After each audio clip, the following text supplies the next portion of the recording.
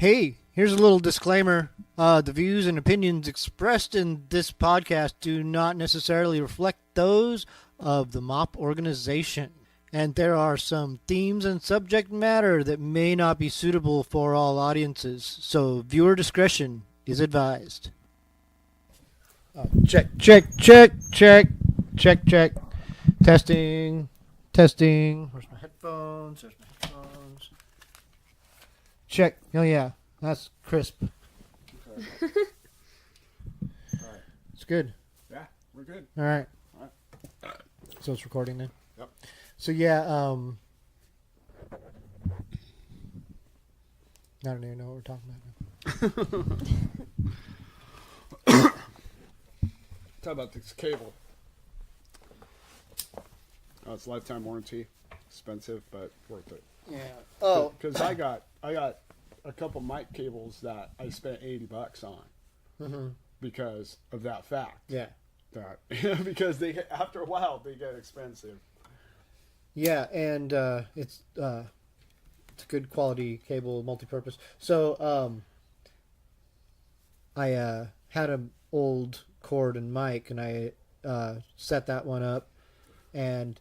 But first I went and tracked this down and was recording a few songs, and had bad luck with audio from the stereo again, but I did it from the headphone jack again. Yeah, look at the paper. It's $100 bill. Speaking of warranties, I had to buy a warranty on a microwave. You did? I did. We keep buying haunted microwaves from Goodwill. Yeah, I want to show the camera. Yeah, it's weird. You know how much a microwave costs nowadays? They're pretty cheap. I was gonna say it'd probably be pretty cheap, like $35 to $45. $60 is not cheap for a microwave. No, yeah. What but universe that's one that is barely efficient. The ones that are the bigger ones, those are like the $200-$300 ones. I stopped using microwaves a while ago. I just started getting freaked out about them, and I use them for water most of the time, and just. Well, I worked my way down to water. It used to be okay. So I used to use them, and I got very masterful at cooking with them because microwaves destroy food in a lot of ways. Like you put bread in there, and all of a sudden your bread is a different thing afterwards. Yeah. And it changes it molecularly. Yep. And so, based on the science and the tricks that they started coming out with their little foil crisper sleeves and all this different stuff, and just different tactics with a moist napkin or different stuff like that, I was able to cook with it really well. But then, I started getting freaked out, got out of it entirely, and then, I got down to just water. I would just use it for water. But even then, I was just like, I stopped using it for water too. Oh. But the last one that I was in a house with, the last two had some problems, and the very last one, it had burned a hole through the microwave. So there was a hole in the bottom of the microwave because of something that was going on in there that had burned a hole in the bottom of it. And I was like, so whatever's going on in there is coming out. And I don't like that. I just don't like it. And so I'm done. I'm out. Well, our microwave, you would open the door, and it was still going. See, shit like that. I was in one house with that, too. That happened to me. I learned to go. Fuck that. I just let it go the other day. Opened it and just let it go, see what happened. Yeah, so Pretty you guys much. got radiated by a ton of. Yeah, you'll That's cancel okay. tomorrow. I eat sushi. I'm pretty much screwed already. I remember, I was just thinking about this the other day, too. Our old friend Rick Amos from back out in the Puyallup days. He was moving out of an apartment once, and thrashing the place. He was just like, they weren't giving him his deposit back, and he was just like, fuck it. And so just all kinds of stuff was going on. And at one point, he's like, hey, you want to see what happens when you put a light bulb in the microwave? Oh, yeah, I remember that. And so we did. And that light bulb lit up. It lit up all kinds of colors. Like, beautiful colors, Ashley. Colors that you've never seen. Like an opal. I'm just like, what? It was like an opal. He's exactly right. It was fucking badass. That That got worse. that describes it perfectly, though. It was like there was very nice, soft violet, purple, pink, greens, just all mixing it together at once before it blew up.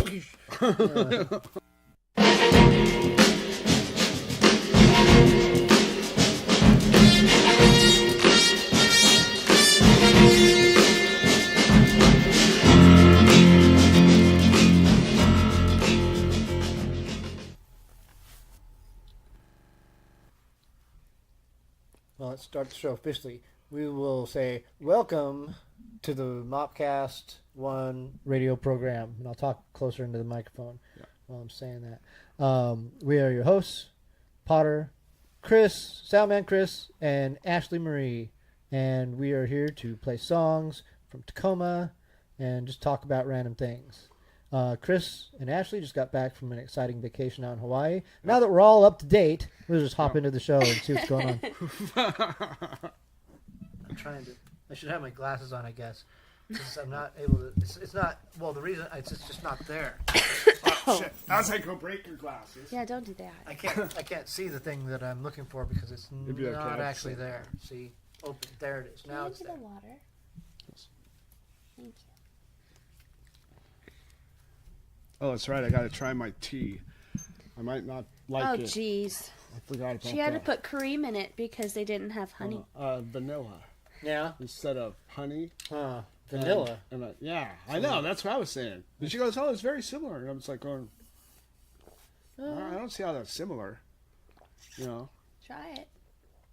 You might like it.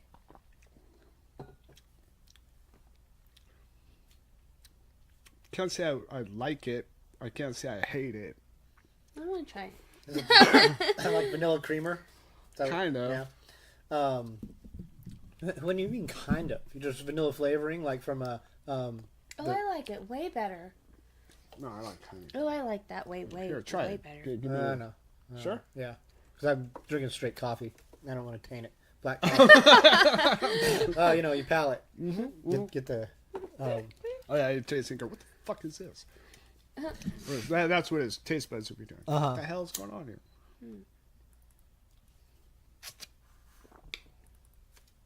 Let's try to make this thing stay on. So we'll talk all about your exciting trip to Hawaii. I also want to know if you guys have seen the new Captain Marvel yet. No, I haven't seen Captain Marvel yet. Okay. That will be happening this week. Well, we'll talk about that next week. We'll Okay. just go straight into Hawaii. So, any alien evidence in Hawaii? Well, we did a thorough search of dinosaurs, aliens, leprechauns.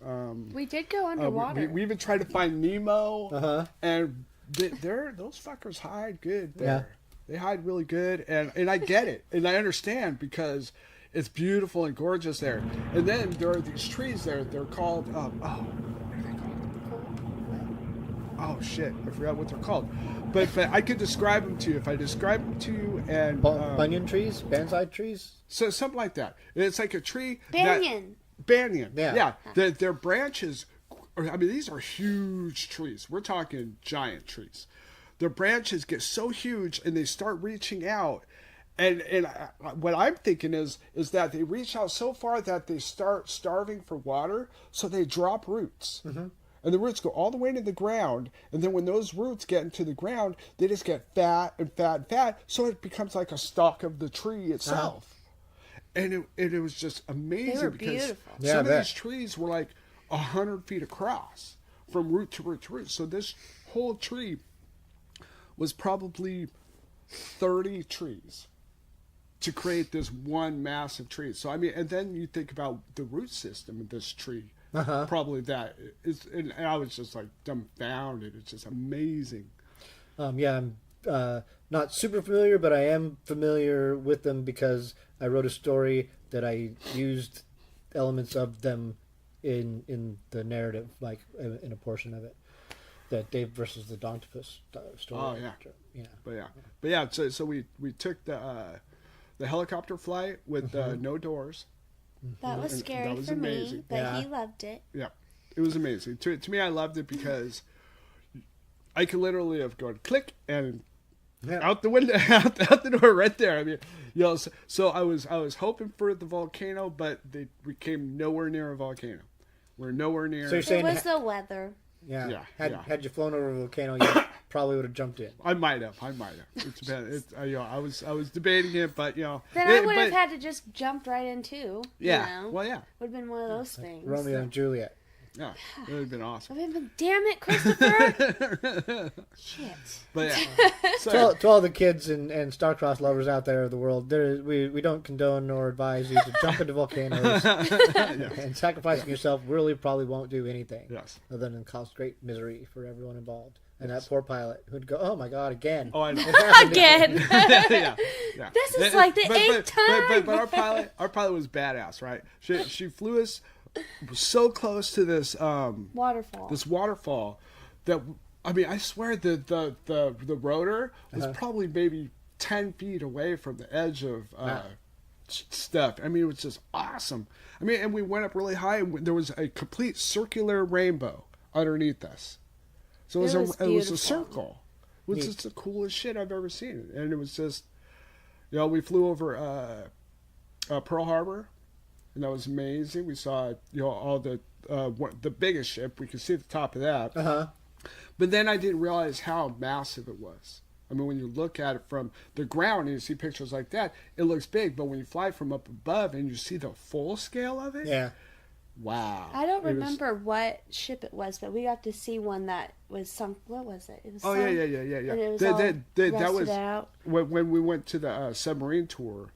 Well, we saw two battleships. And they were describing how you could tell one was a civilian and one was military, because the military one was still, all the edges were all squared off in 90 degrees, which the civilian ones, the metal wasn't as good, so it was rotted more. So everywhere it was just rotted away. So there was really no square 90-degree angles anymore, because it was all rotted away and stuff. Neat. And then there was two airplanes that were down there. It was just like the wings, the main wing. So it was wingtip to wingtip. So it was the wing, the motor, the fuselage, then the rest of the wing, and then the other motor, and then the wing tip. But the rest of the plane wasn't there. So it was just that. But it was just amazing to see that, and all the fish, and we, on the bow of the battleship that was down there was a turtle.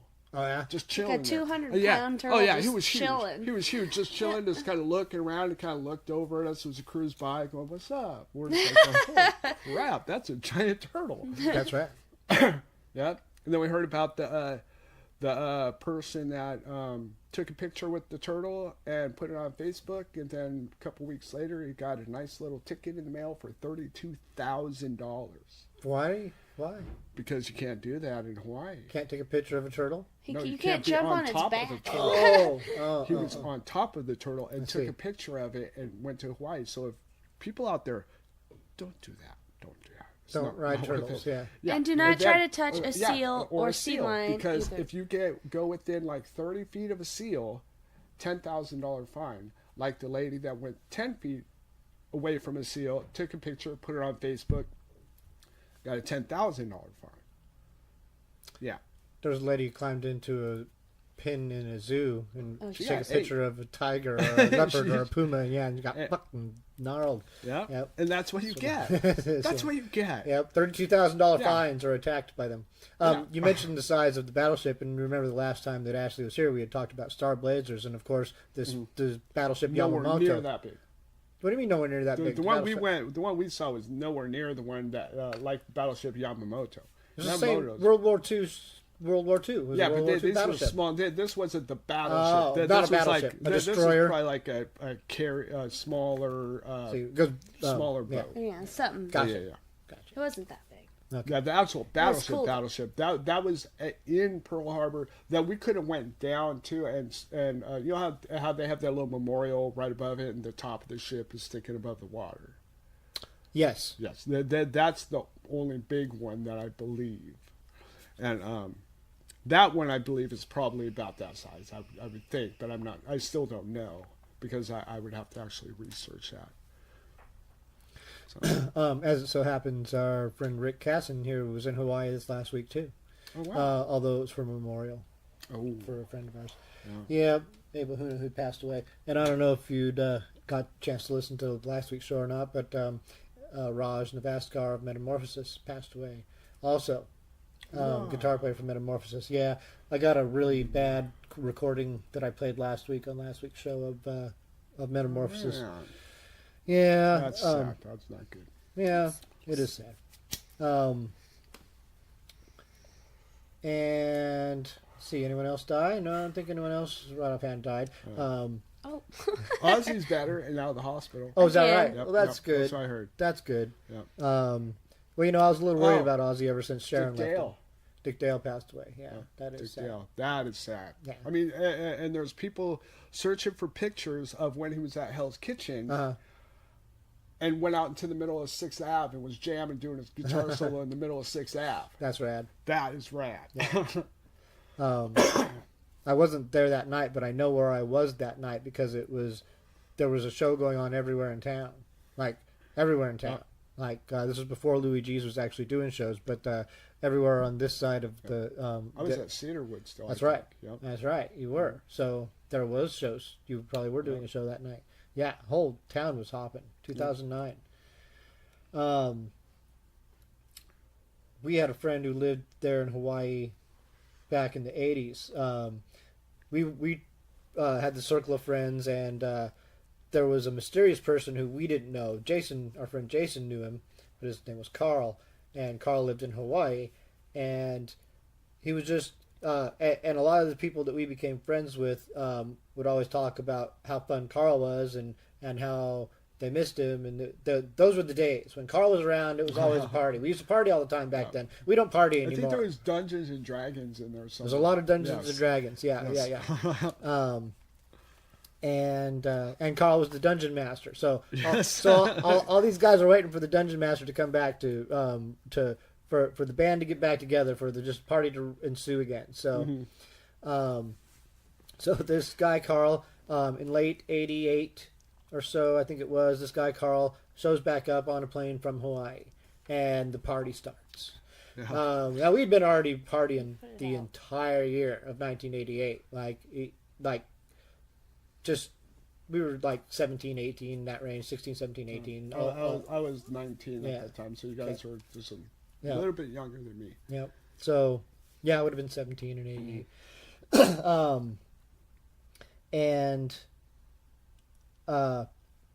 Carl had worked on his brother's farm. Now, okay, so the backstory there is that back in when the Grateful Dead started to get very popular in their touring and people started following the Dead, this guy, Carl's brother that they called Shark, he was following the Dead, and he started to find ways to exploit opportunities by selling drugs to deadheads and stuff like that. And they did this, him and some friends, under the guise of selling T-shirts. And they started tie-dyeing T-shirts and selling these T-shirts as a front to mask their drug operation that grew and grew because it was very lucrative, and all these people wanted tie-dye shirts and drugs. So I was like, oh, this is great. So they started then plotting their lives around this whole venture, and they would go into a town before the Dead would get there, up to a week before, and rent up motel rooms, generally in one spot or in a building, a hotel, and take up, even at times, at a certain point, there's no joke, they got up to taking up a whole floor. These were the legends. So I can only base my understanding of the legends off of the fact that other evidence was shown from this later on in life. Yeah. So they used to apparently get a whole floor of a hotel, and each room would be dedicated to different purposes, all various nefarious purposes. And one of them would be for making up small bags of weed to go out, dime bags, to go out into the crowd and sell nickel and dime bags, and these guys would generally be the runners with the shirts, and they would also be like kind of intel, and they'd be scoping things out, and if someone needed something bigger or different or something, they could get in contact with someone who could put them in touch with someone who wanted something bigger. They could come from one of these other different rooms, something different, whatever it was, and I guess that they might have done something with acid. They might have had some acid going on, like, and it would make sense as they grew to expand into other departments. So I don't know if they were cooking acid in a motel room or what the deal was, mixing it up, whatever you do. But they just became super rich. And from this whole thing, they then started buying up some land in Hawaii, and then started making a pot farm, and then started having mules running that pot back and forth, this Maui Wowie that they were famous for. And at first, Carl didn't have anything to do with it, but then at a certain point, and there's different speculation as to why, but he eventually did go there and lived there for a period of time, and then came back with some weed taped to his chest. And that was about when we met him. And he also might have had something else going on. I think he did, because he eventually got popped for something while he was here. He got busted, and he did very little time. He had ended up, doing a commuted sentence with some community service and a lot of probation and stuff like that. It was actually during that time, around 88 or 9, when he all this went down. He ended up being a pizza delivery guy because he had to get a job because of his probation. And he worked at the Pizza Answer out in Parkland. And Sean Stern of Meat Records was also a guy who worked out there. It was actually the first time I met him. And Carl was just bored, so I used to go on pizza runs with him. But yeah, there was a lot of partying going on back there. Now, and I could have went to Hawaii during this time. I got an invitation to go. They're a lot of us did. Yeah. But as I got to know them more, and I got to meet people who came from there, because they would all come and visit Carl while they were in, different people from the island, and they would, try to entice me, because it was an opportunity, and I was young, and you had a good back. Yeah, strong back. And I saw like photographic evidence of them withstanding to pot plants that looked like trees. They were just fucking giant trees. A lot of them in pots that were up to their hips in the jungle. So there are pictures of them in the jungle, looking like they're in the jungle, with automatic weapons. Oh God, I remember that now. Now there were other stories that go along with this too, like that occasionally they would get busted. The feds would come in and bust them, but these busts consisted of the government or the cops or whoever it was rolling in with their force and just taking some stuff. Everyone just line up, sit down, mind your business. We're gonna help ourselves to some things. The drill. And then that would be it. So that was a bust. And they just had to be mindful of that. But and there's other things like because of their influence, apparently, there was places in the jungle like near them where like you'd be driving on a dirt mud road for like 5-10 miles, and then you'd come across a 7-Eleven because they wanted one nearby. So I said no. I was like, I'm just not gonna do it, because I was young and having fun. Sounds a little sketchy. It really does. A lot of things like this are. Oh yeah, our whole childhood from 87 to 95 was sketchy. It was a little sketchy. Yeah, it was all sketchy. There was a lot of sketch on the periphery. Yeah. Yeah. It was, a whole race not to get sucked into any of it. Yeah, because it could be painted in a nice light. It's like, it's paradise. You get to go and shoot a fucking tiger or whatever. It's like it's not paradise. You just sit in a hut with a bunch of dudes and end up with a heroin addiction, because that's what it seemed like a lot of them ended up with. And one of the guys did. Like, he came back and he was dying of AIDS, and it's like, this isn't cool. Yeah. This doesn't seem cool to me. And they got busted the next year. Like, after all this time of never getting busted and always be a slap on the wrist, we're going to take your stereo kind of stuff, they finally got shut down. They got busted for weed. Yeah. And I was like, well, I would have been there if I was dumb enough to have gone. It's like, I really would have. I was like, woo, dodged a bullet there. Okay.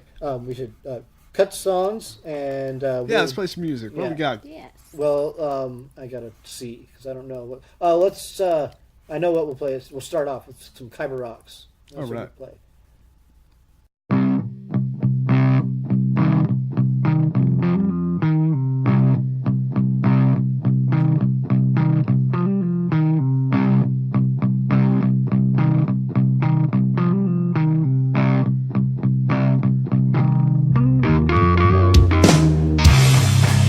There's a place where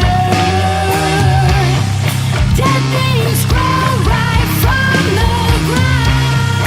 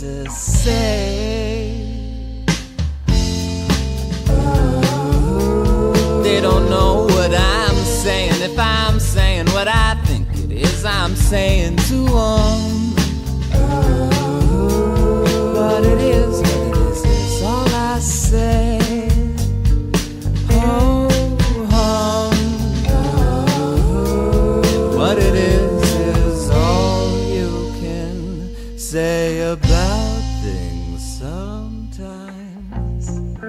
You were the only one I ever really needed to heal from. You were the last thing on my mind.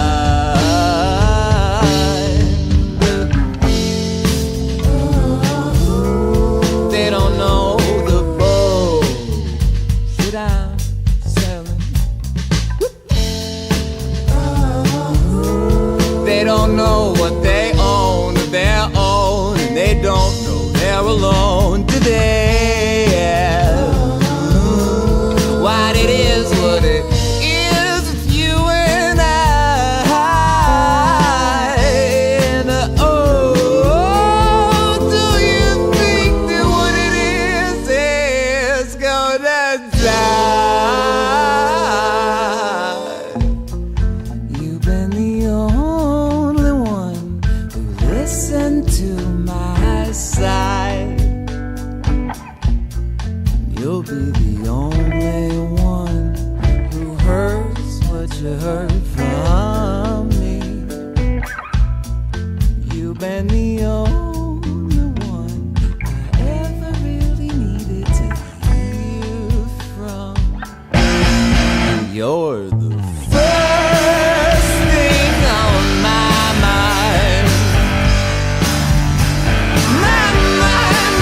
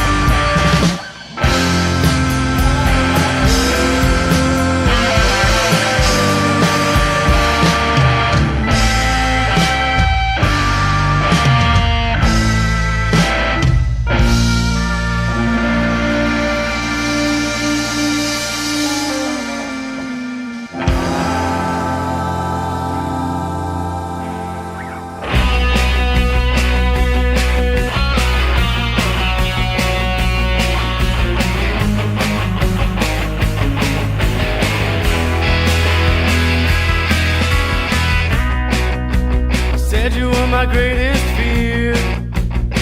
I haven't seen you for a year, and that's alright with me. I know I'm not alone, 'cause I don't feel right at home.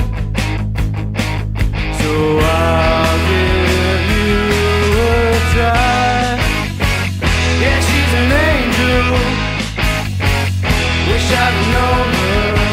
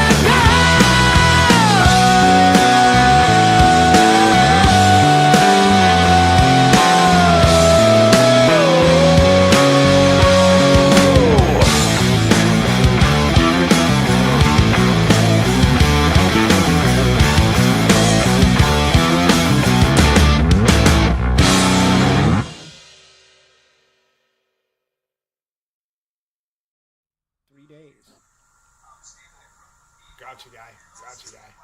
What kind of fish is that? Is that Tiger fish. a tight fish?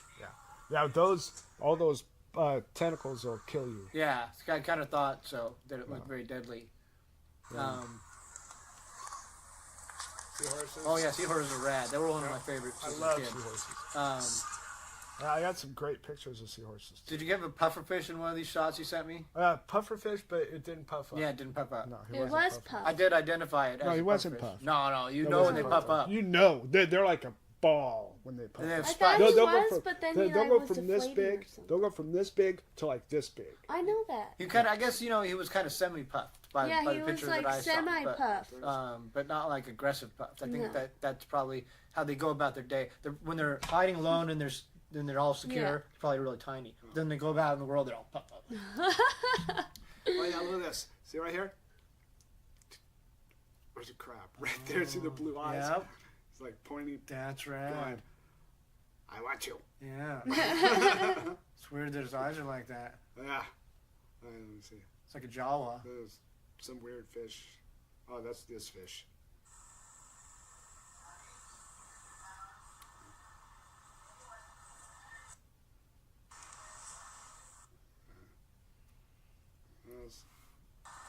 Check- Chris, we got to come back to our show.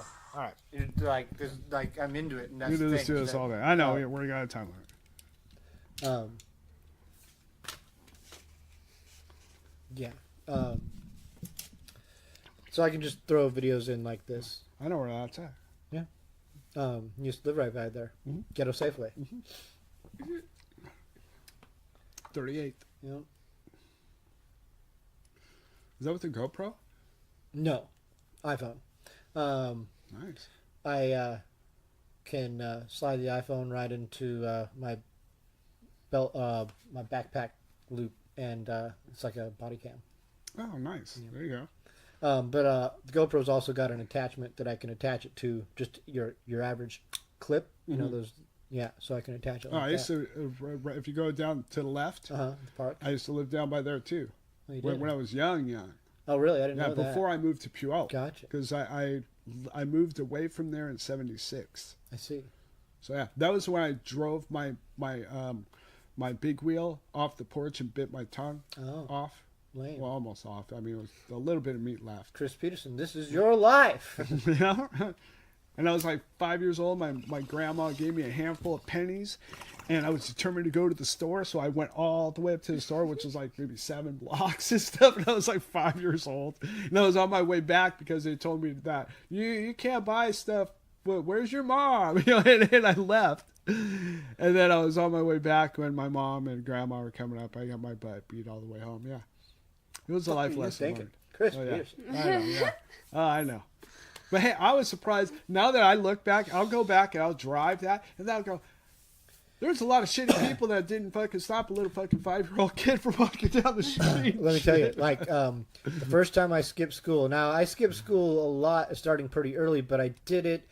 It was all very innocent. It was like I wanted to watch TV. I wanted to see what was on during the day, or I knew what was on during the day and wanted to watch, or whatever. I was late, missed the bus. Like, well, I'm gonna stay home now. Whatever it was that led to that me skipping school. I didn't want to get caught for skipping school, so I spent a lot of the first half of the day at home, and then I walked to school. And my plan was to catch the bus home so that I would get home on time. This is diabolically clever. But I didn't.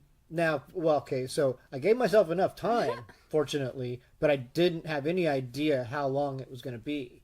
And it was a long ass ways, because I went to school out at Ording Elementary at this time, and so I had to have been at like 10 or 11 at the time, and walked from, man, I can't even describe. You know where Cemetery Hill is? Yeah. Well, it was past Cemetery Hill by like 3 miles. Oh, you were up? Yeah. Oh, wow. Yeah. So you're almost up to Meridian. If Um, not. Unless you were going different parallel. direction. When you're going parallel. the with different Meridian. direction. Yeah, I don't know if Yeah. where the rock quarry is. It's, So it went up and then to the left. Yeah. So that's parallel with Meridian and stuff. it is. Yes, you're right.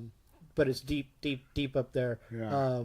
it's this. It was a dead end road called Jansky Road, and it was by this old rock quarry, and it was just deep up there. So I had to walk down this long road, then walk down this other long road just to get to Cemetery Hill, then walk down Cemetery Hill, then down that other long road by the Sasaki's farm, and then down by the old veterans place, the veterans old veterans home, whatever it's called, and then down that long road across the bridge, the river to the school.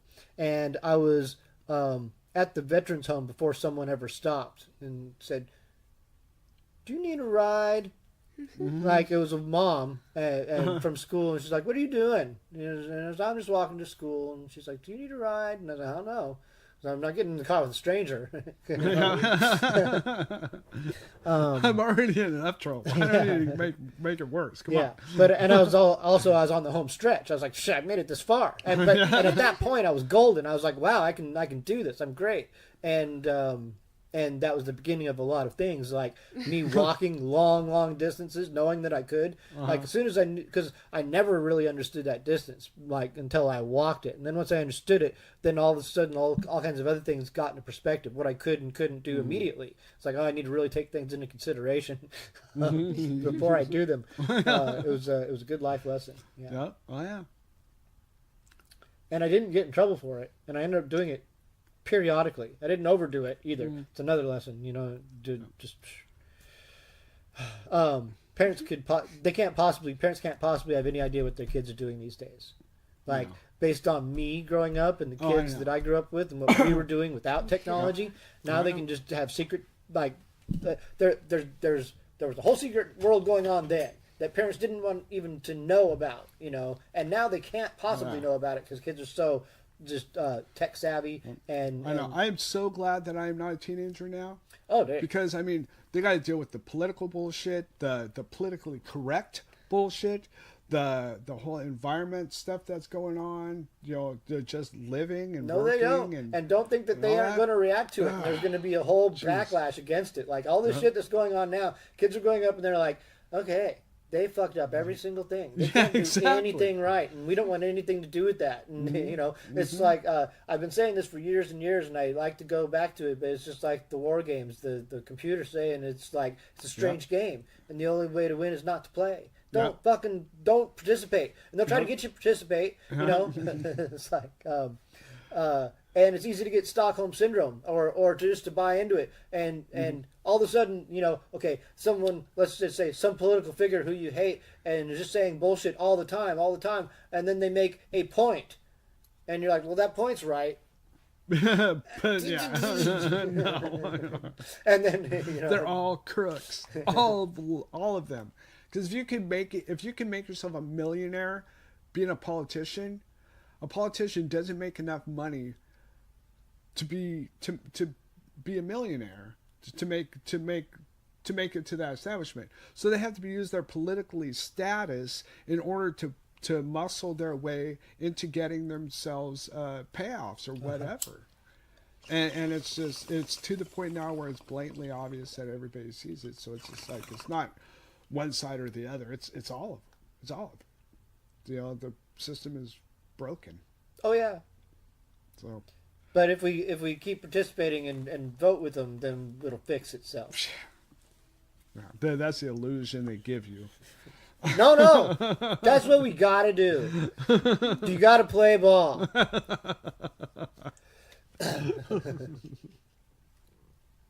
Of course, I'm being facetious. I know. Yeah.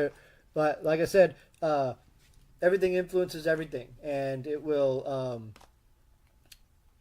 And let's be realistic too. What I see in like the current state of everything, all the heightened tension comes from a certain.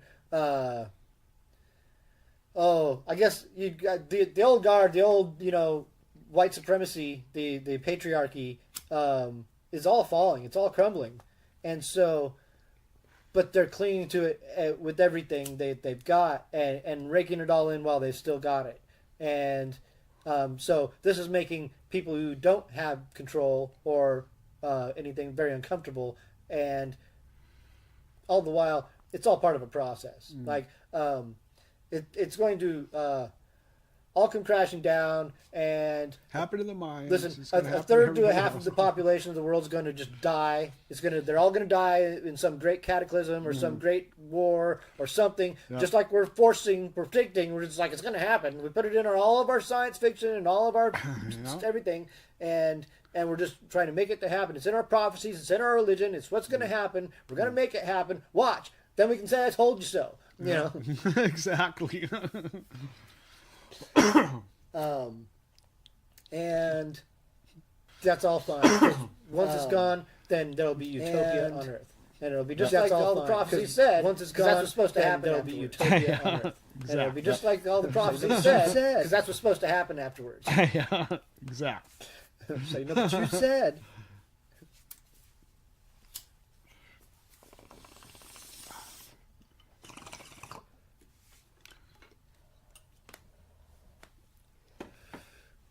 According to Edgar Cayce prophecies, we'll all live in little domes and fly around in blimps. Sounds kind of cool. Yep, except for California, it'll be gone. California is not. Yeah, according to Edgar Cayce prophecies, the whole entire most of the coast is going to be gone, Yeah. except for Tacoma. Beachfront property Tacoma- in Arizona. We will Beachfront remain. property in City Arizona. of Destiny.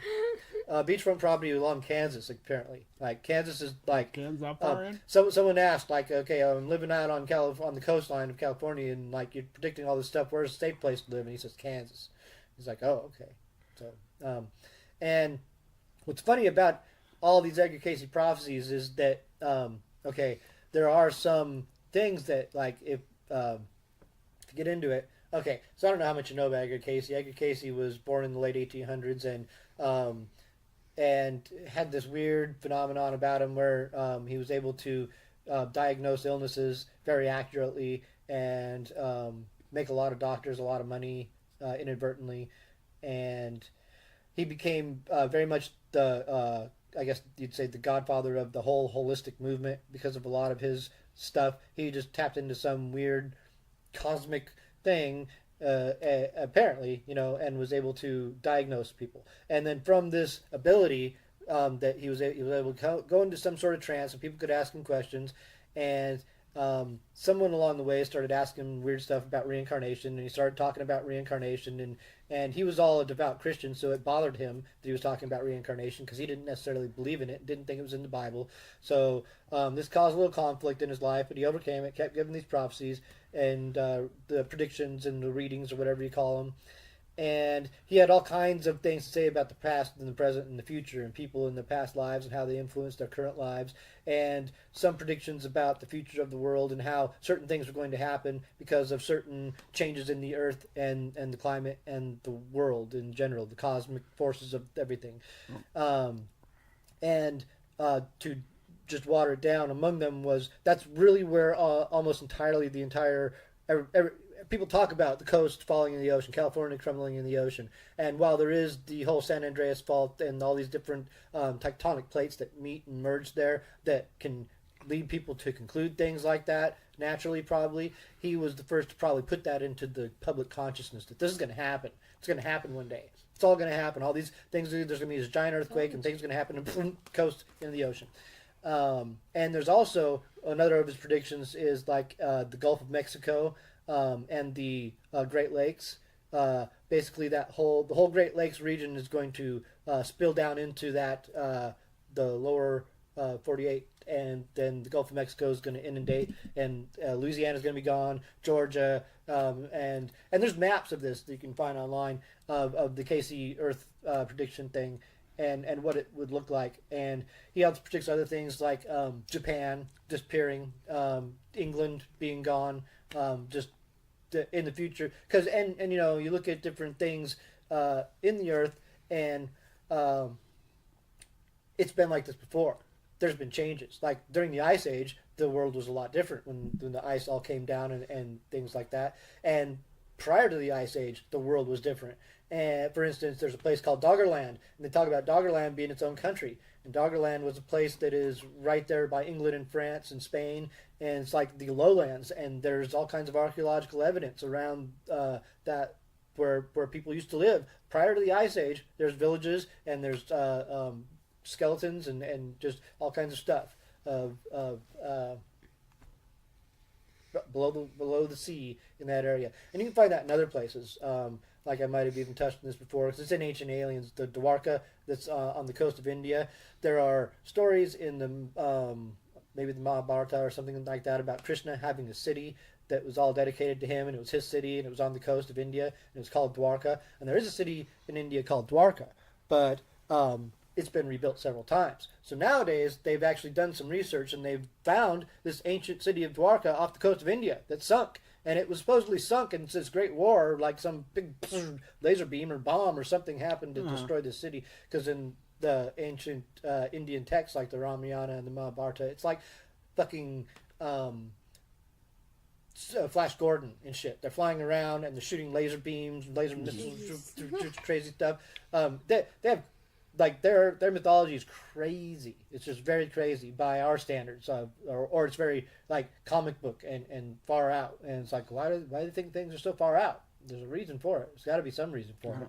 Well, Probably is far out. Well, I've been told by many of people that there's for every myth there's 10% truth. So something had to have started the myth to begin with. Somebody just doesn't normally just say, "Oh, I'm gonna create this," just for no reason. Usually there's something true about it, and it could be 10%, it could be 100%. Yeah.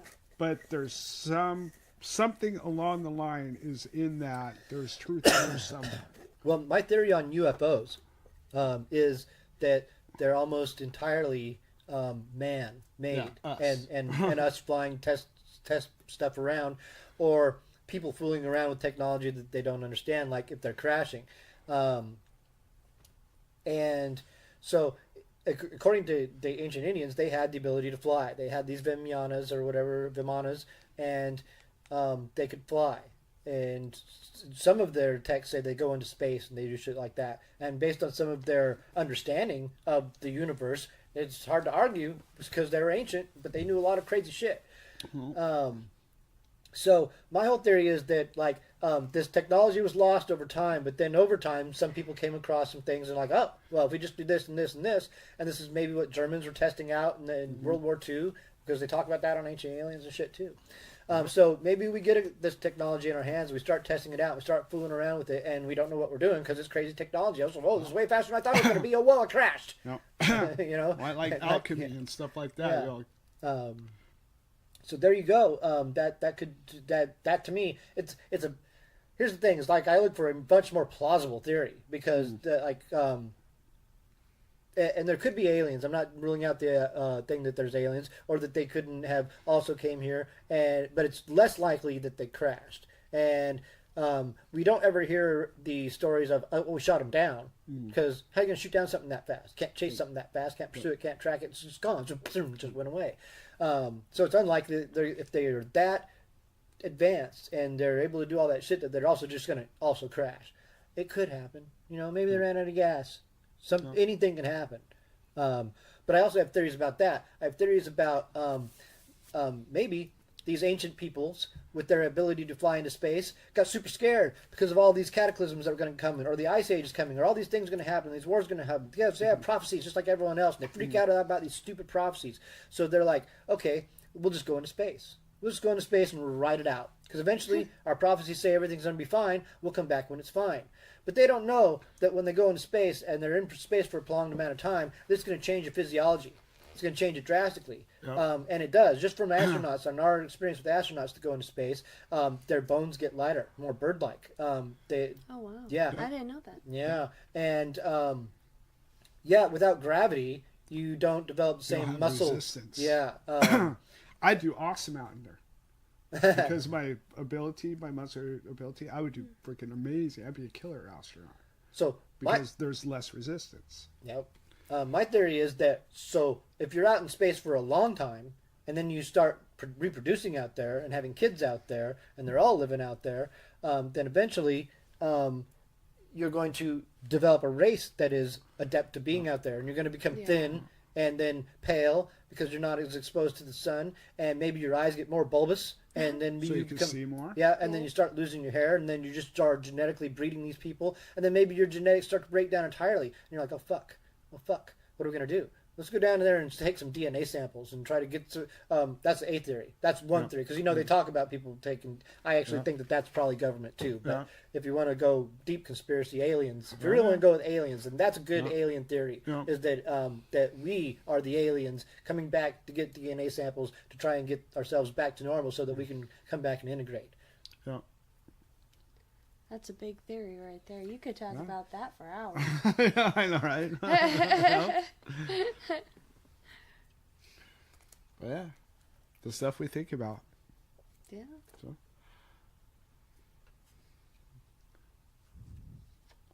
Let's play some music. Let's do it. All right.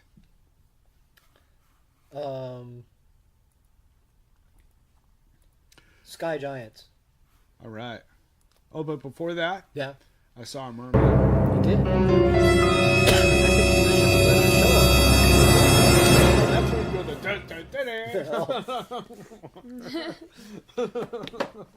Okay. I'll edit that in. Yeah, go ahead.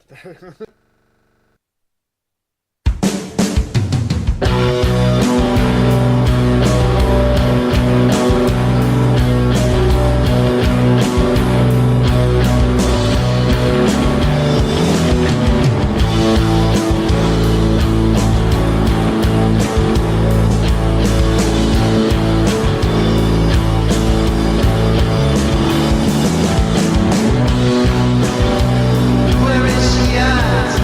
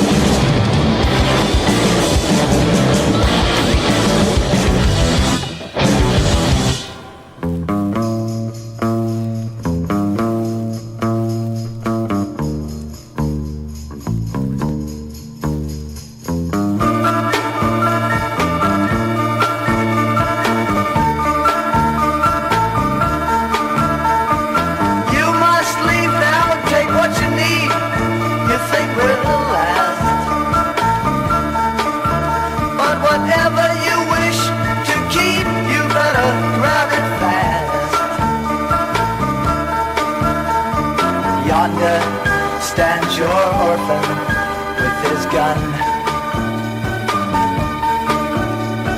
crying like a fire in the sun. Look out, baby, the saints are coming through, and it's all over now, baby blue.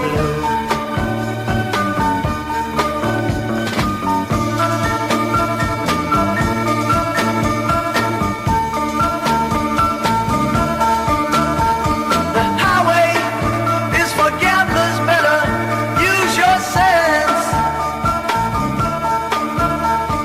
Take what you have gathered from coincidence. The empty-handed painter from your streets is drawing crazy patterns on your sheets. The sky too is falling over you, and it's all over now, baby blue. Strike another match, yeah. Don't start anew, don't start anew, 'cause it's all over now, baby blue. It's all over, it's all over, it's all over now, baby blue. And it's all over now, oh yeah.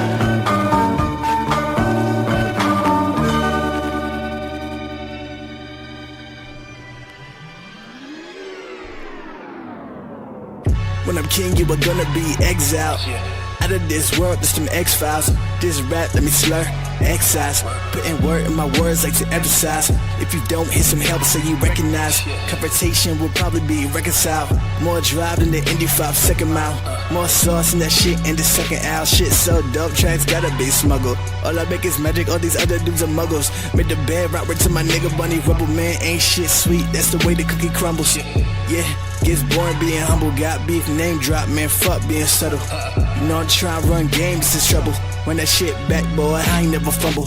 Flow go grow, that's irrigation. No soul pub, got congregations. Rounds on lock with a combination. Nigga try to test me, there be complications. Coming up, I'm a new constellation. I'm the shit, all these cats just constipation. Smoke tree like fuck yo, conservation. All I do is go hard, no moderation. Little modulation, flow ovulation. I'm impatient, go penetration. That's going in, need your concentration. Plan on dominating this occupation. Give a virus, past the papyrus. I'm unseen to the untrained iris. Got gas ignited, no you can't fight it. Tight rhyme scheme, magic touch, no Midas. Yeah.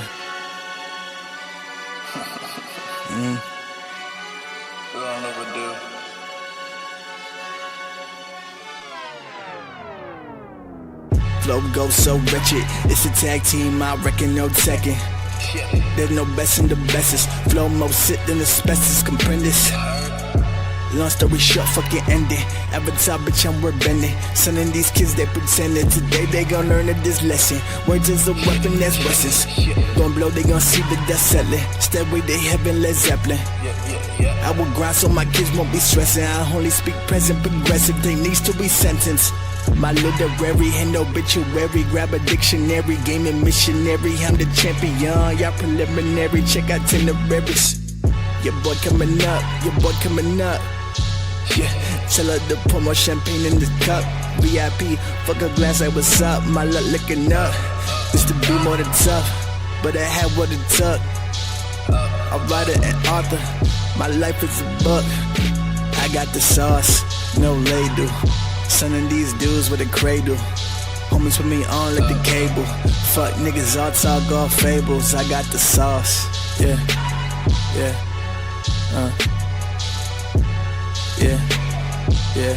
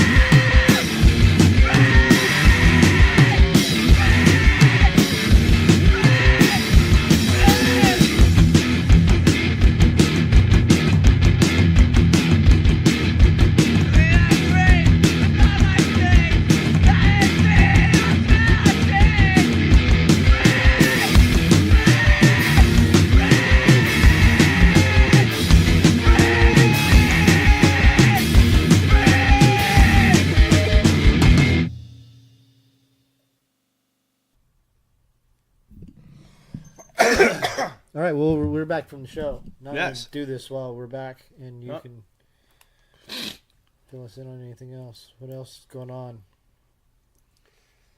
I don't know. Oh, I just... What are you doing? it's just... Habit. Yeah, complete habit. Yeah. Because I do this stuff routinely in that way. I pick this up and I do that thing. Yeah. Yeah. All right.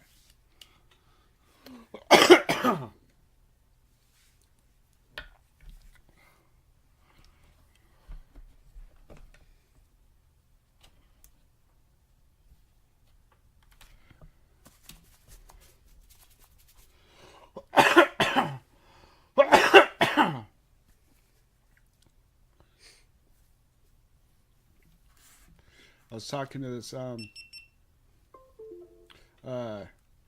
gentleman at a surf shop in Hawaii Is that right? called the Koa Surf Shop or something like that, and it was right before we were leaving to go to our Luau. To We're Luau. going to Luau. and I was in there and talking to him, and I was looking at this I guess a skim board or whatever that was made out of koa. It's just you put it on the beach. You just kind of skim across the water on the beach and stuff. And it was made of koa, and it was just beautiful. And I was looking at it, and he was all going, "Oh, you like that?" And I said, "Yeah, I've got a guitar made out of that same wood and stuff." And he goes, "Oh, so you understand koa and stuff?" And I go, "Oh yeah, I just love the wood. It's beautiful." And we started talking about the wood and stuff and about the trees, and then our conversation got all about the people and stuff. And I said that, I love this place. I want to come back and stuff. We're gonna go to Luau across the street. and I bought a couple stickers and stuff, and I said I love the turtles around here and it's just everything. So beautiful. And he gave me the sticker of the flag of Hawaii before before it became a Before it part was of the conquered? United States. Yeah. Before we conquered it, basically. Yeah. It's like, It was just, I can just picture that deal. It's like, you could be a state, or you could be a state. So what do you want? yeah. So and it says you get it, because I get because we're talking about how the people understand to take care of people and stuff, and in Seattle and here it's not the same at all. It's not nearly the same from how they do it. They allowed the homeless to sleep on the beach at night, and then in the morning the homeless get up and they clean up their area and stuff, and then they go into different parts or whatever and stuff, but they're always allowed to go there. They always have a safe place to sleep because the police patrol that too. So it's always safe. They're always safe. And here they just push them from one place to the next. Well, the myth that I've heard, or is that they're not. That's not the case. But that, there also is like a homeless city there. Yeah. Yeah. That it's like 500 people, Wow. 600 people. That there's a process to get in and stuff. But they're literally homeless people. Yeah. Well, we have those too now. Yeah, but the way that they were describing it, from how we do it, it's not the same. I don't know, and I guess the attitude about it's different too. Well, yeah. And it's like they understand, and they're actually trying to do it, and they're trying to not make a problem. I mean, I saw any homeless person I ever saw anywhere around there wasn't harassing people at all. There was the one or two wackos. There was that one guy at the store that I was gonna punch in the face. Yeah. But But other than that, it wasn't too bad. They were all collecting recyclables. They were all being polite. They were all maintaining the peace and stuff. Yeah. Except for that one bathroom, I guess. Yeah, there was a party in the bathroom. Like Yeah, all there these was ladies kind of a just weird set up camp, and they had like a little radio, and they were just washing their clothes. doing their thing and hanging out. Trust and me, it was man. just I've like a big party in seen there. these things, boy. I mean, even. But anyways, he just thought that, I get the vibe of the island and what they're trying to say, so he gave me the sticker instead. Says, That's this right. is cool, you get it and stuff. So it's just like, all right. Very nice of him. And the next time I go, I want to go there, but no tourist stuff. Yeah. Go there just to be part of the island and stuff, Mm-hmm. and actually absorb it and stuff. Because it's awesome. Well, I mean, yeah, you could. I know that there's a lot of those things that are very fun, but they're also expensive, and you could Yes. just go and just relax and just sit there Yes. in that nice, beautiful environment, and it'd probably have just as nice of a time. I know, Chris, you want to go on another helicopter ride. No. I mean, I could do that. I mean, I did it. I've already done it, so You I don't don't wanna have see to a do that volcano? again. But the next time I go, I don't want to do a helicopter ride. I want to just go there for the vibe That's of good. It's cheaper. it. Right? It's cheaper. Well, and there's just other things because Well, they are it's, other it's just experiences. that the cost wouldn't really be a factor. It's the fact of living as part of the island versus a visitor to the island. So yeah. See more of those trees. I want to see a koa tree too. I'm pretty sure I saw koa trees, but I actually wanted to walk up to it and actually look at a koa tree and stuff. But everybody was asking. I don't think they were They didn't natives or something like understand. that. Yeah, so they didn't. I don't think Like it's a they tree. knew.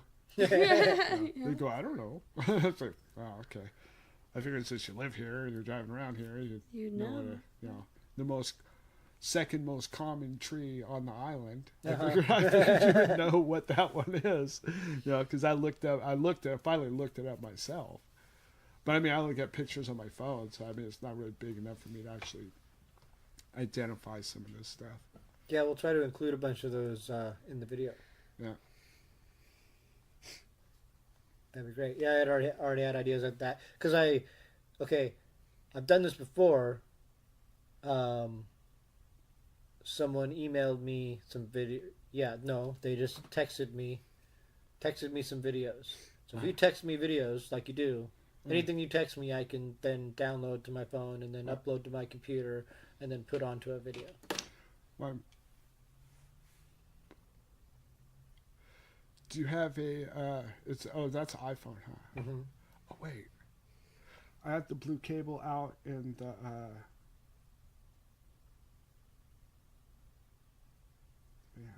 I'll figure it out. Don't worry about it.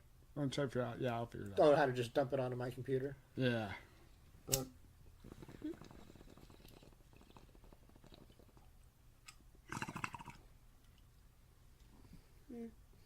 I'm good. You were handing her an empty bomb.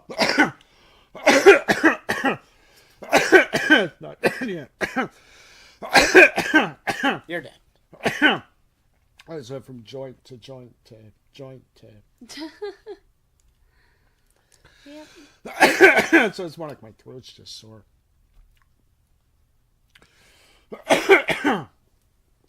Oh, it's still showing you the download like that? That's how it shows it to me now.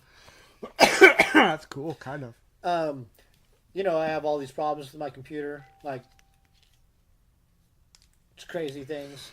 I wonder if that's like its DOS version, so it's like slowly breaking down. Well, here's my thing. What I'm trying to tell you is that in the last week I was using it, and at one point it started doing things fast.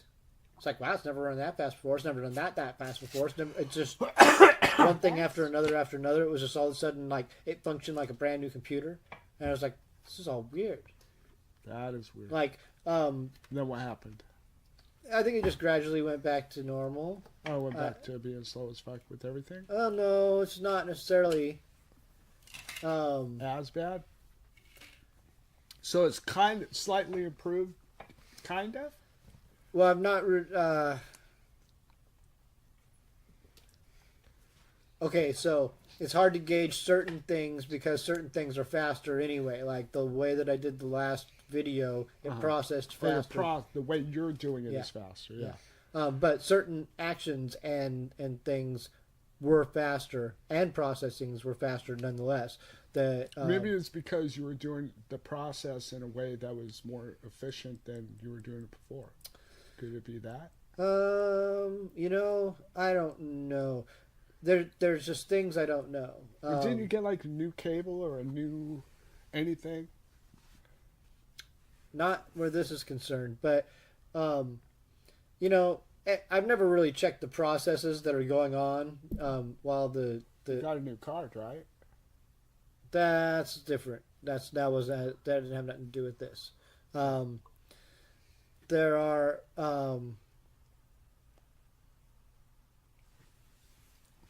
now I lost my train of thought.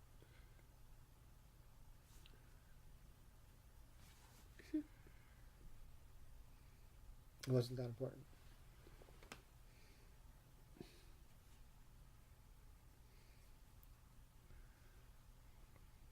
It's just doing Twilight Zone shit. I get it. Yeah. Maybe it was teasing you.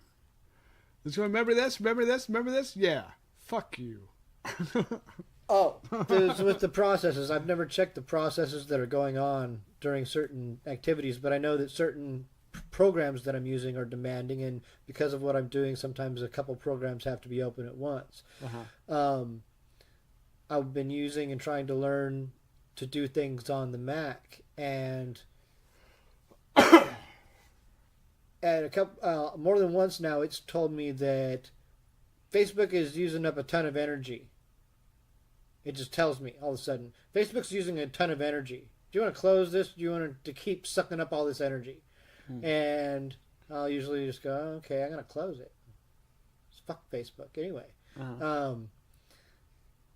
And so I'm just wondering if something like that, or if many things like that are just running processes that are just being demanding on my system.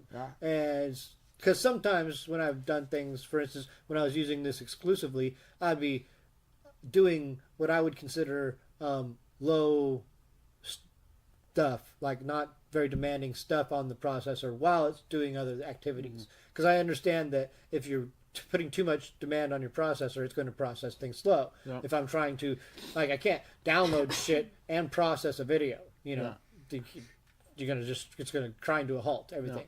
So, and I'm well aware of that, but there's even other activities I wouldn't do. And I've learned even from time that I don't really generally want to be on Facebook while I'm doing something as demanding as the processing of a video because of its demand on that CP unit, whatever you call it. So, but I don't know if I just hadn't maybe I never turned on Facebook that day, and maybe so because I never turned it on. This is just a theory or a hypothesis, whatever you want to call it.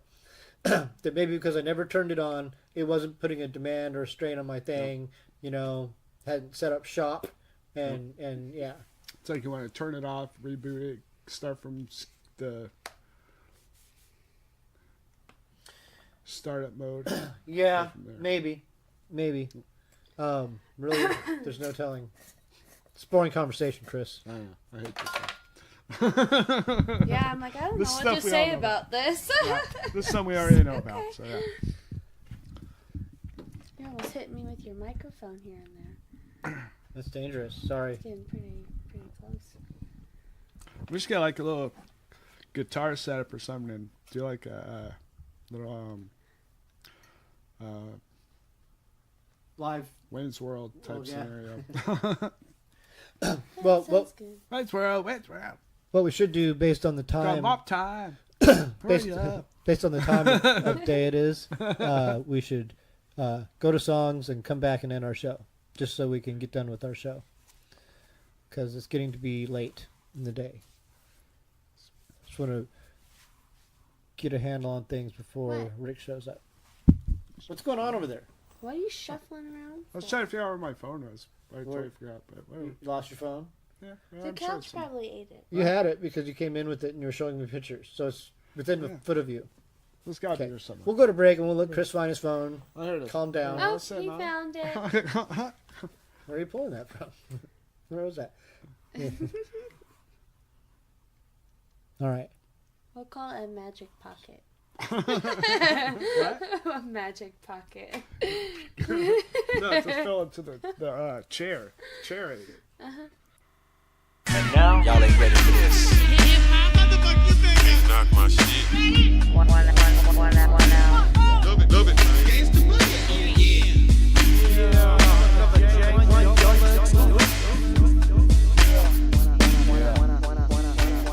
It's like it's never enough for the city. I'm moving quickly. Fools must be tricky for thinking they can get with me. It's risky plus addicting. That's what the game is, where you can take a loss or make it famous. They say it's dangerous. Just playing the cards that God gave me. The only same in the world done gone crazy. Tell them do all they can do. They can't break me. Cause thinking how I'm thinking got me loving life lately.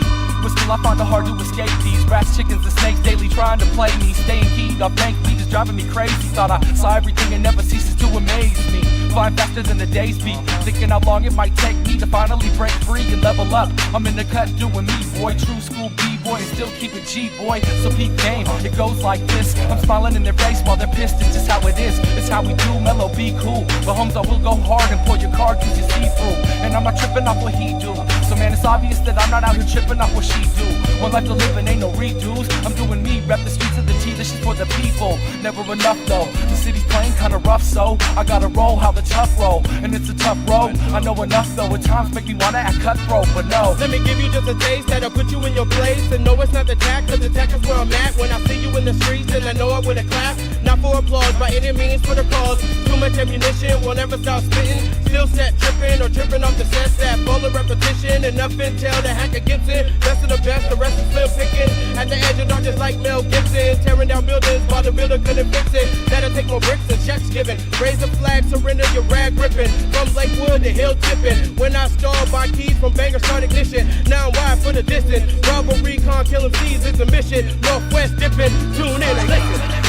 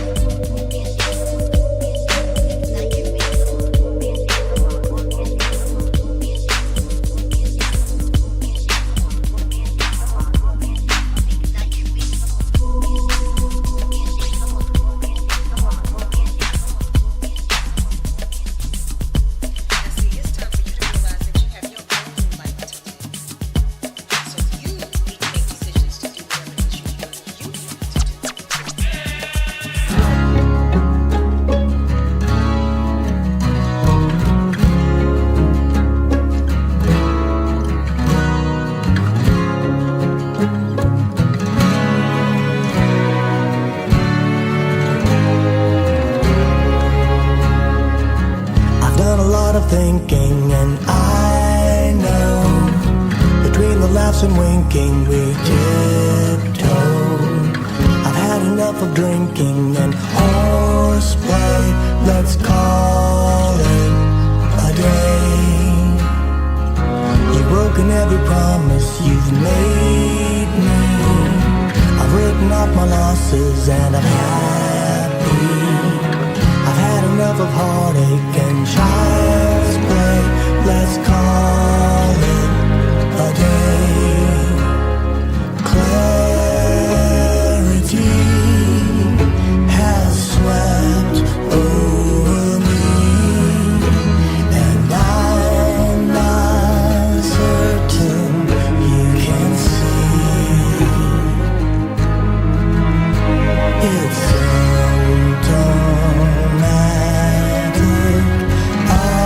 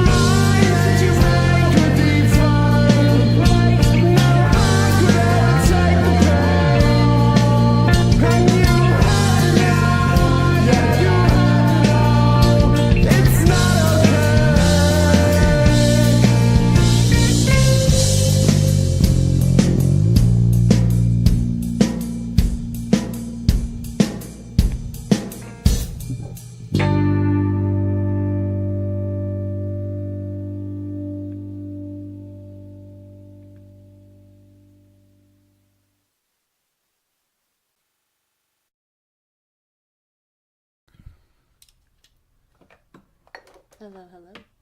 Hi, we're back. Hello, hello. Yeah, we're back.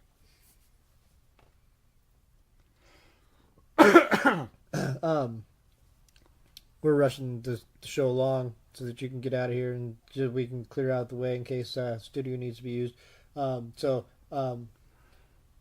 Anything else we need to know about Hawaii, we can get out in this last segment. And we'll just It is illegal to take any sand or rocks because it will be extreme bad luck and it's illegal. Stuff like that. Illegal. Is that what you're saying? Yeah, it's illegal too. It's not. But if you could prove, I guess there's a way that you could take some, but it has to be blessed. Yes. Oh. And you have to prove If it's that. blessed, then it's okay, but you have to substantiate that. You have to have that figured out somehow. I don't know how that has gone about. And I was actually able to obtain some once I got back. You gotta I was able to get go some to a sand notary. that was blessed and stuff. You get your blessing done. Go get it notarized next door at the notary. It's probably how Something like that. I have no idea. Yeah. I mean, it's just kind of. We but didn't I mean, have time. I just like how they take everything for real. I mean, it's just Well, like dude, nature. You know, back in the 70s, you saw the Brady Bunch where Greg went and got that little tiki idol and all of the shit, it went bad. The surfing accident and stuff like that. I don't know if you ever saw it, but tragedy befell the Bradys because that stinking tiki. You don't mess around with the culture there. No, you don't. Yeah. No, the culture. Yeah, you don't mess around with it. Yeah.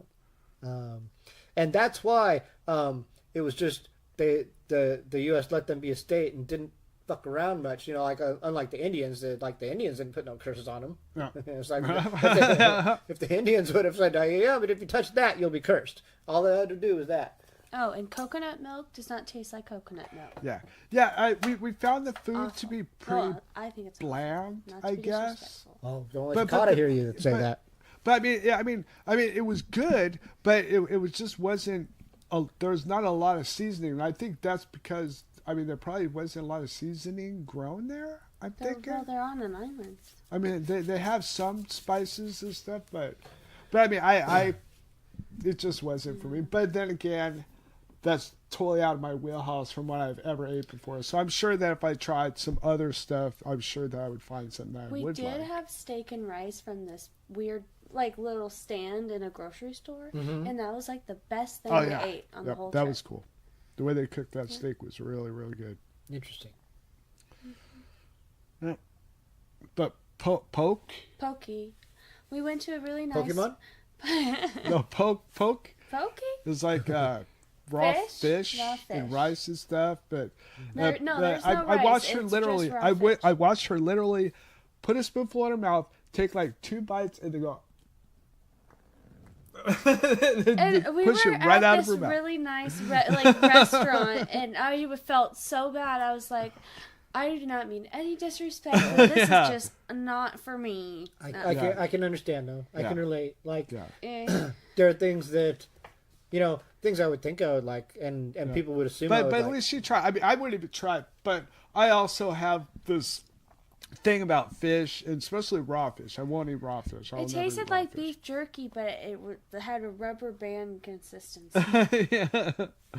It was weird. Yeah, that to me right there, that goes. Yeah, that confirms exactly what I was thinking. So I'm good. You eat sushi? That, so. I love sushi. Okay. But I don't know what it was about that. Was it more of a calamari? But usually when I have sushi, it is fried a lot of the time, fried fish. Try some raw calamari. That'll probably. I had that fix you right before. It's not my favorite. It's like rubber bands too, from what I've heard. One time it looked like chow mein noodles, and I got a whole spoonful and mixed it with everything else. And I asked my dad, "This is kind of weird. It tastes it doesn't taste right, and it's rubbery." He goes, "Well, it's calamari," and I was freaking out. It's what did I just eat? Yeah. Yeah, I know I've always hated fish. I think I've liked crab at times, but the only time that I really had crab was connected to a situation where me and my brother were attacked by Doberman pinchers. So I'm not sure if exactly if it's connected to that or something. That I kind of stayed away from that too. But yeah, literally, this Dobie was tied up, Interesting. but my brother kind of fell into me, and as he was on the ground, the Dobie's mouth was just like biting right at his crotch, literally like this close, like 6 inches away, and it was gonna bite him, but he was just like pushing back, and the chain was the only thing holding him back. So my brother damn near lost his junk at that time. That's great. But that was traumatizing to me and shit. So every time you eat fish, that's what you think of? Huh? Every time No, you that eat was fish, crab. That was crab. That's why that's why I keep thinking that I like crab, but I'm not sure because I haven't of that. And I'm sure I would try it, but I don't want to like buy a crab meal just to find out that I actually didn't like And they're it. So expensive. so It's it's just like like something $40. that, you know, I'll have to like go into a restaurant, somebody's eating crab, just kind of like just take something off somebody else's plate, just walk in there and grab some, say, hey, thank you, just take a bite, say.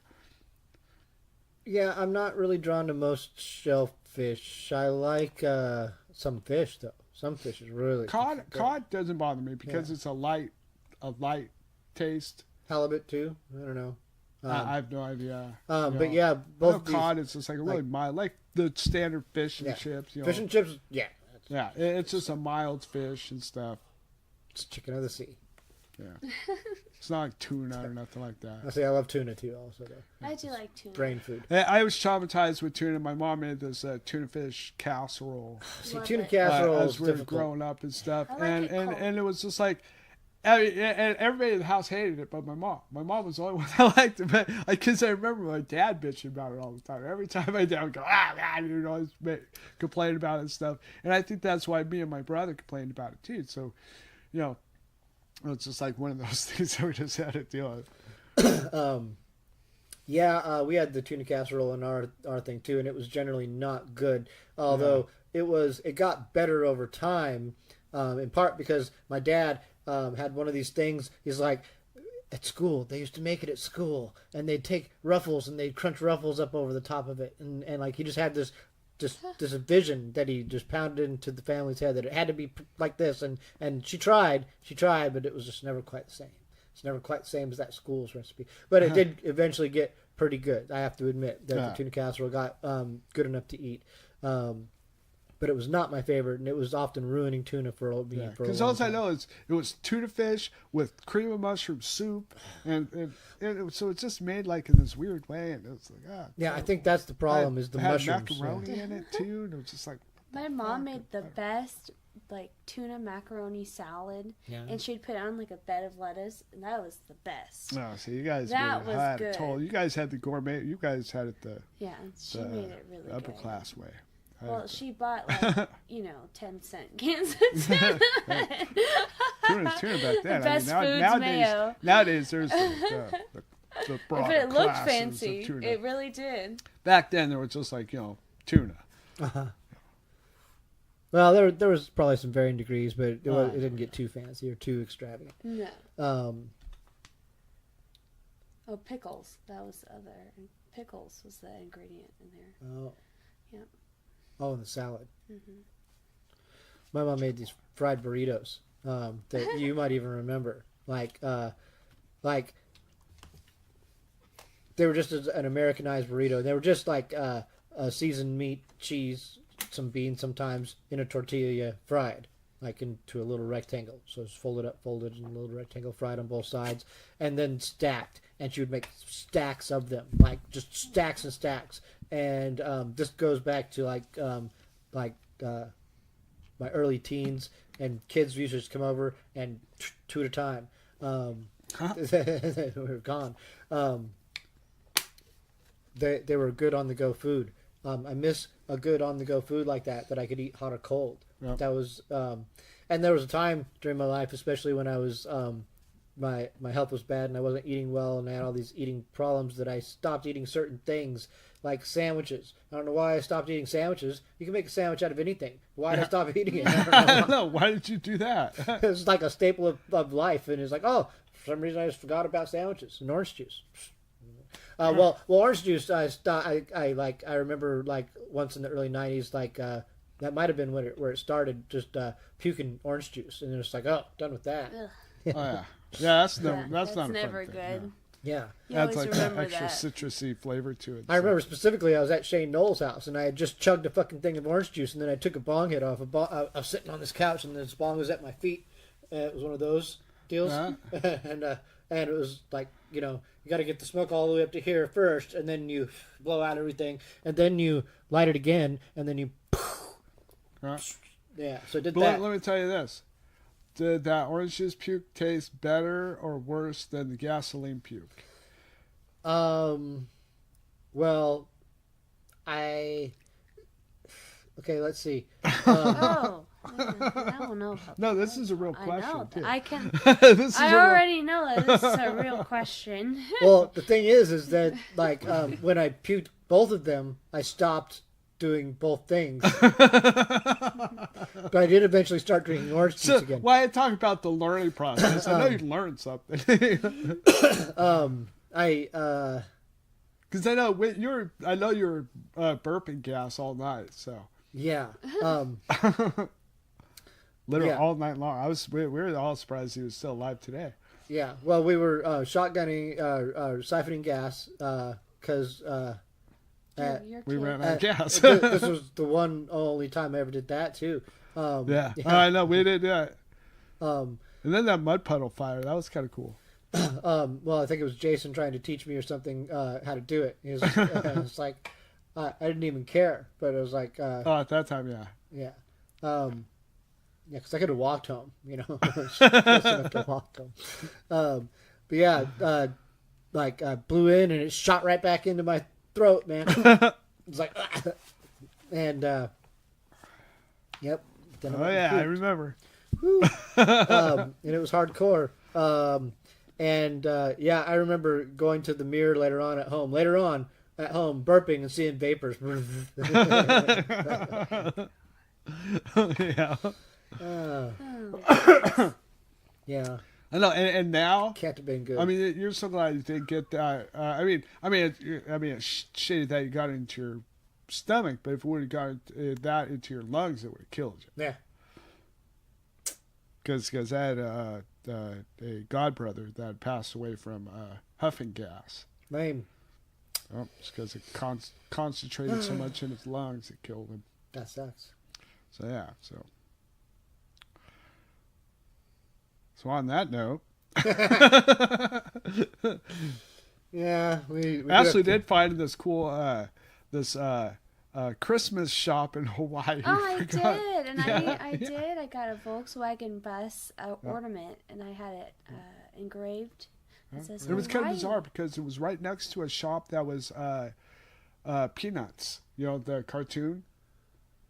Charlie Brown and all them.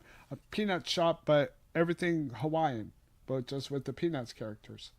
Interesting. And that's it. So it's just like not even a whole lot of stuff, but that's all it was. So it's probably a front for something, I would imagine. I don't know. Well, we don't know this. I mean, I don't know this, but I mean, the thought kind of went through my head, but I just Da, da, da, da.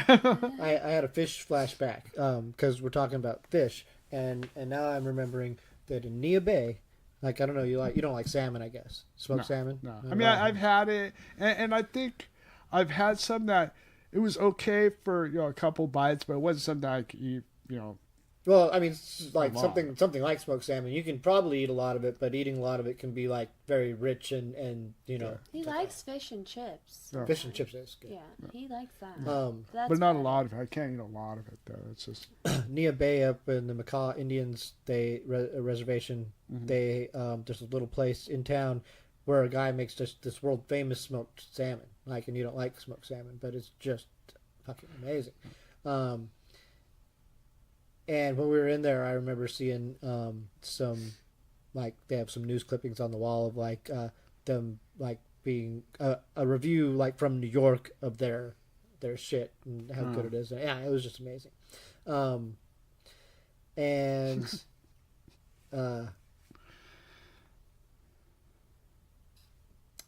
Also about the Macaw Indians is that there was a while there where I was gardening heavily, and I was at this Portland Avenue nursery, and they had some macaw fingerling potatoes, and I was like, well, macaw, that's like right up here, And so, because I like growing potatoes especially, I wanted to try some different kinds of potatoes this year, and I got that year those macaw fingerlings. And because I'm curious, I went and researched them. And as it turned out, these potatoes are grown they come from that area, like almost exclusively in like that's where they're originating from here in basically the northern hemisphere, because the Spanish used to have an outpost up there, like in the hundreds, 14, 16, 18, 1600s, something like that. There used to be a Spanish outpost up there, and the Spaniards brought some macaw potatoes from the South America, because that's where potatoes apparently come from, South America. Because Aztecs and Mayans and people like this took these poisonous roots and scrubbed them and scrubbed them and scrubbed them and scrubbed them and scrubbed them until they could eat them. And then they kept doing this and doing this. They just washed the dirt off. They were poisonous, yeah. They were trying to scrub the poison out because they wanted to eat these roots so bad. I don't understand, but they did this for so long that eventually the potatoes just became edible, and so then the Spanish brought this particular kind of potato up here, the macaw potato, the fingerling, and then they had their little outpost up there, and then they grew their little potatoes, and then the Spanish just left those potatoes, and then the Spanish left their outpost, and they were gone. And then the Macaw Indians came along, and then they found these potatoes, and they're like, these potatoes are great. And so they cultivated them, and that's how they became known as the macaw potatoes, because we don't know what the fuck kind of potatoes they were before that. But I thought you just told us what they were. Yeah, but specifically. Nonetheless, they're delicious. Yep. And if you can get a hold of some, grow them, proliferate them throughout the world, because they're a nice potato. If you like potatoes, I don't know. Yep. Not. All right. On that note, there's a little bit of trivia and history for the day. Yeah. Oh yeah. And delicious food. You can go get some macaw fingerlings and some smoked salmon. Of course, you don't like smoked salmon, but you might like that. You might like it. She might eat the salmon. I like the potatoes. I don't know if they have it. If they like, I've been up there to Nia Bay a couple of times, but I don't know if they do anything like cool with those potatoes. They could. They should. They should be like, this is our fucking potato. Look at it. Like, put it on a steak and fry the whole. Because they're really cool, kind of long, strange looking. They're probably like a potato character. They probably put it on a stick and have little wire legs and wire. Like I said, I've not seen that, but they could. They could be. I'm pretty sure they do somewhere up there. We'll have to Google that and see what we can find. If not, there's an opportunity. Yep. All right. Well, there we go. We're going to wind down our show. And we want to thank everyone for listening and watching and appreciating the local music and sharing the show and listening to the show and all the things that you do. We'll see you. I was thinking about this. I was thinking of taking a week off also. So this could be our season finale, but I didn't really do anything to make it a season finale. So I don't know if it's going to be. But maybe we'll end the season and take a week off and try to dial some things in and come back a week after that at the beginning of April. Okay. This is my thought. Maybe since the weather is warmer and stuff, maybe we could do like a surprise. Yeah. We can do it anywhere. Yeah. Well. Yep. I know we can't do it at the volcano. They won't allow that stuff. So, that plan's exists. So we're going to Plan B. We'll have it figured out. I promise you guys. So yeah, my thought is that I'm not going to do a show next week.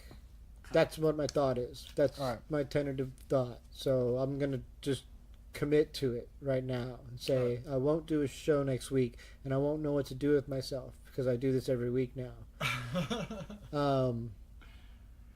But we won't.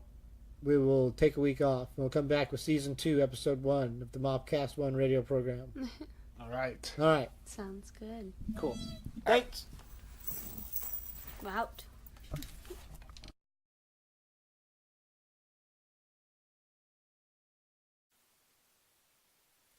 Time overspent, hanging down from his head. He didn't know the world he was in.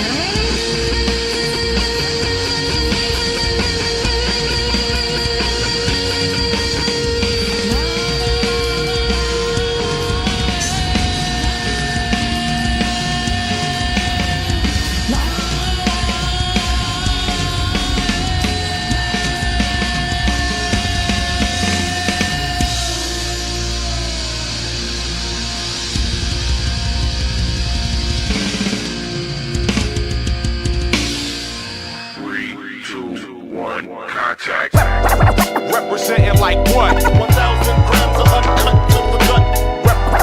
Representing like what? 1,000 grams of uncut to the gut. Representing like what? 1,000 grams of uncut to the gut. Representing like what? 1,000 grams of uncut to the gut. I'm the type that'll keep my Nikes extra white, like seeing guys, girls in fluorescent light. Plug camcorder cords in electrical fixtures. Take sensual kisses with identical sisters. And they better give up the ass. Celibate bitches are getting held underwater like developing pictures. Incredible spitting, got your skeleton twitching. Your head will be twisting like a demonic medical condition. So you vomit and your body is lifting off of the bed in position of a crucifixion with your arms spread. You're all dead. I'm hip-hop's apocalypse. Let up in app claims the crown faggot. Step up your rap game. Suckers get shook from shoves and chin checks. You're a bitch, you'll be cleaning my kicks with Windex. I'm a gigolo, get an old bitch that's rich, or a little thick chick in a 626. I'm consistent, you know when Am spits is sick. Yeah, you're different, but more like a chick with a dick. I'm a Pisces, addicted to girls' clothes and Nikes. Material and spiritual, both worlds excite me. Flows fracture, foes, black jackets, and rib fabric. A rap addict, badder than you backpack faggots. Apps a beast, the cake's like crack on streets. You swear that you're deep,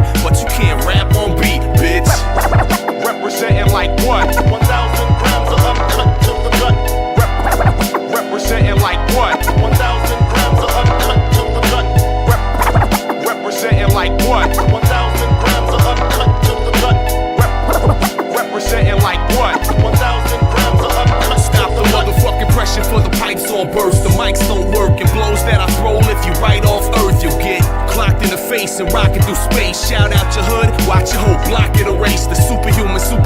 hotter than a supernova. Money multiplies like Mogwais with super soakers. A true rap addict, y'all don't never want static, homie. You'll be home getting that homeopathic. Listen, I don't care if you Christian, Muslim, or Catholic. God got a whole iPod filled with app shit. Y'all came for cream but get very little. Cause app reigns supreme, y'all barely drizzle. Metaphysical, still count cheddar better than digital. Money machines running the scene, some in the fiends. I'm loving it though, making an abundance of dough. Running the show, pumping blow till I'm numbing the soul. A child from the 80s era, you couldn't paint it clearer. Grew up with mom snorting cocaine off a mirror. Those are all the little things that make me me. Couldn't focus my brain and blame ADD. On the contrary, app is like mental level. Hence the mental state rate grows exponential. But if y'all wanna brawl, better call Paul Wall to fix all them teeth app knocked out of your jaw, punk. Representing like what? 1,000 grams of uncut to the gut. Representing like what? 1,000 grams of uncut to the gut. Representing like what? 1,000 grams of uncut to the gut. Representing like what? 1,000 grams of uncut to the gut.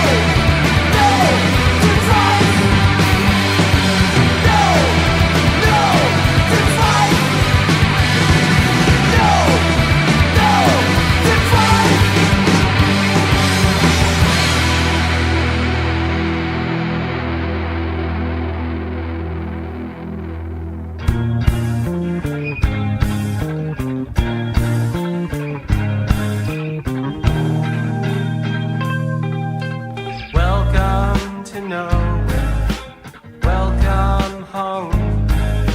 You're everywhere that you shouldn't be.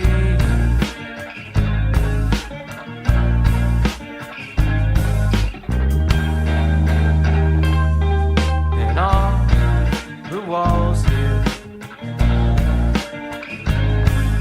are textured up in your memories of when you said that, did that awful and terrible thing. Watch it, feel it tearing a hole in your brain. Are you brain dead? Always in decline. Always ticking my time away. Always hitting rewind. Always have to watch this just one more time.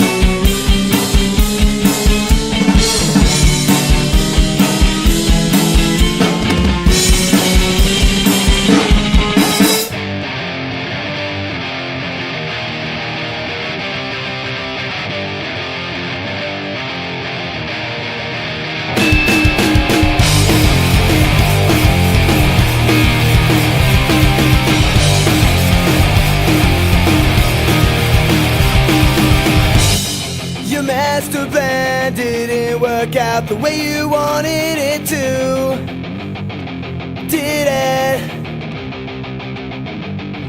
And all the hurtful things you do and say never made sense, did it? I see through lost disguise, through your lying eyes finally.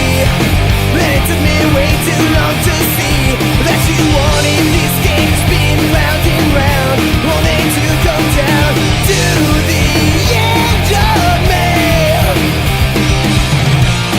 So here I am, and I no longer wondering when I'll be moving on with my life.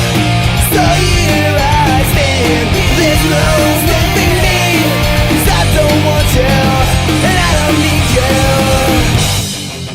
Dying by the phone, waiting for your call, it's killing me inside.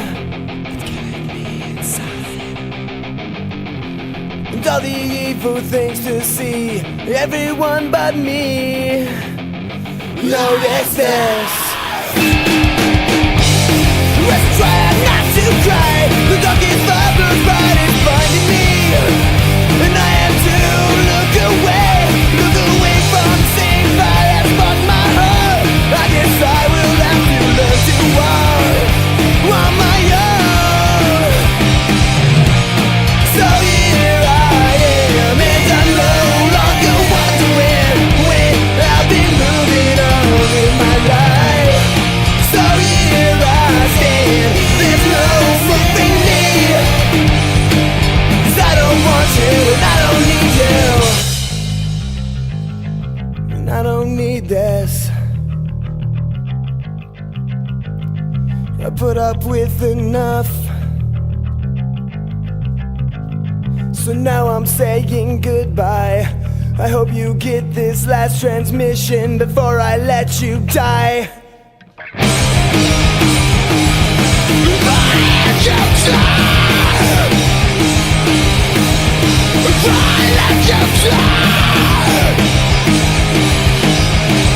I let you die.